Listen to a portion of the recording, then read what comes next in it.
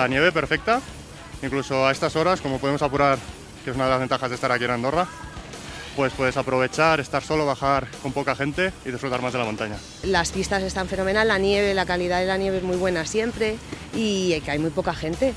Y entonces esquía de maravilla. Vallnord, bueno, pues porque Andorra de siempre es un sitio de los que más me ha gustado para esquiar, especialmente por la variedad, la extensión que tiene.